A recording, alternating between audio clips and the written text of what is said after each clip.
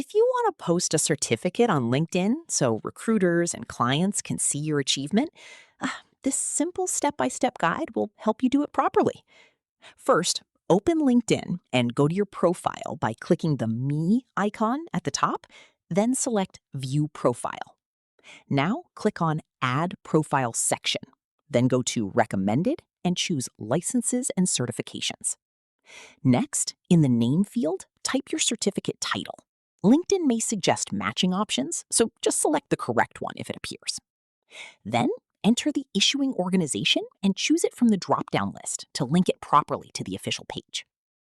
After that, set your issue date. Just pick the month and year when you earned it. If you have a credential ID or verification link, add it in the fields provided. This helps make your certificate more trustworthy. Now you can also add relevant skills, which helps your profile appear in more searches.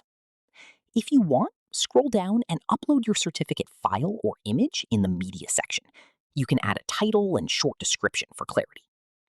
Finally, review everything carefully and click Save. And yeah, that's how you can post a certificate on LinkedIn and make your profile look more professional and credible.